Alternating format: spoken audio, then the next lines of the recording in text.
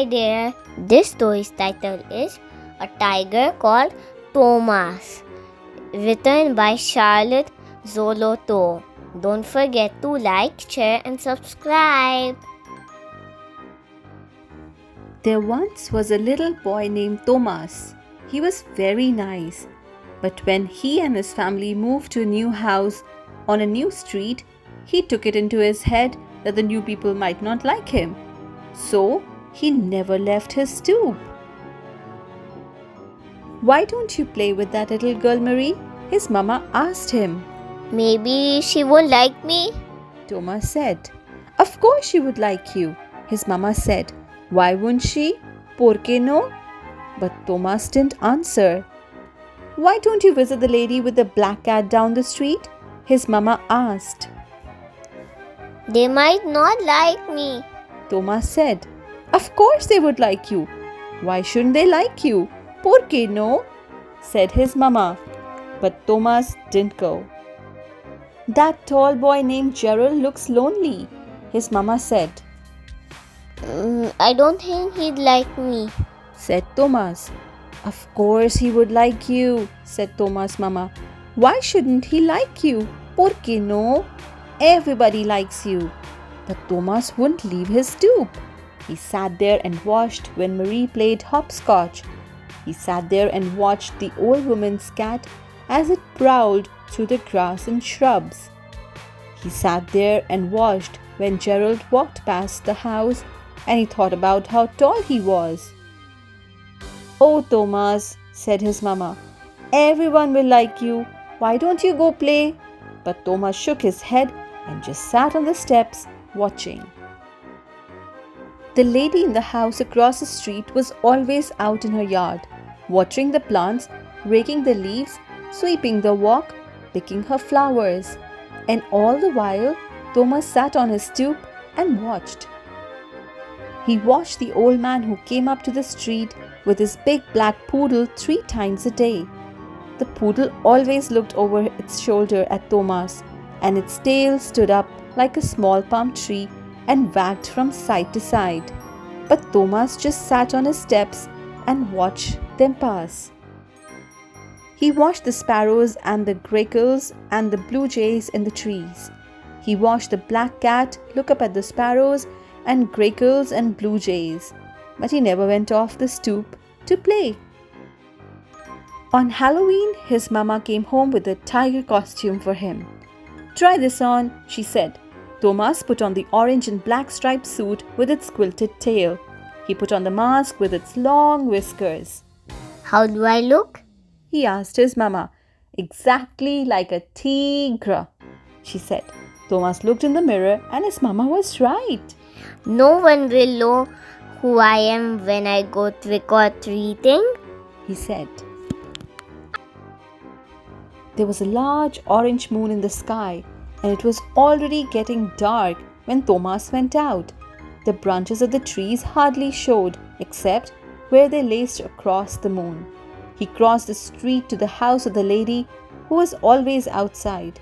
The chrysanthemums were still blooming in front of her house. Trick or treat, Thomas called when she came to the door. "Well, hello," the lady said. She dropped a package of orange candies into his bag.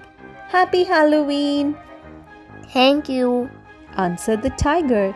"You're welcome, Thomas," the lady said, closing the door. Under his mask, Thomas flushed. That's funny. He said to himself. She called the tiger Thomas. At the next house, he rang the bell. Trick or treat. He called. Marie's mother opened the door. She had candy apples for the treat. Oh, thank you, The tiger said, for he especially liked candy apples. "You're welcome," said Marie's mother. "Marie's a witch tonight. Maybe you'll pass her. But anyway, come play hopscotch here tomorrow, Thomas," Thank you. Thomas said again. But when the door closed, he reached up to feel his mask. It was still on, covering his whole face. That's funny. He thought. She knew who I was too. He passed a tall ghost going up to the house as he left. He couldn't see the ghost face, but there was something very familiar about this figure. "Hi, Thomas," said the ghost. "Want to play horseshoes tomorrow? I got a new set," Sure. said Thomas. The ghost was Gerald. Thomas could tell by the height. He went to the old man's house. The black poodle threw back his head and barked wildly when he saw the tiger at the door.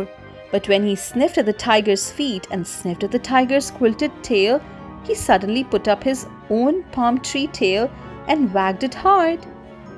Trick or treat. The tiger said. The old man had made big pumpkin cookies. "Fresh baked, Thomas," he said, winking as he dropped one in the bag. "Best thing for tigers," he added, and winked again as he watched the tiger go down the steps. He called the tiger Thomas too, thought Thomas. Now he rang the bell at the house of the old lady and the black cat. Trick or treat. He called. "Come in, come in," the little old woman said.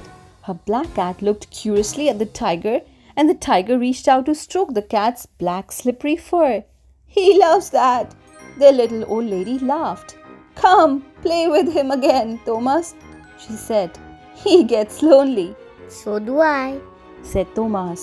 She knew too, he thought to himself as he turned towards home.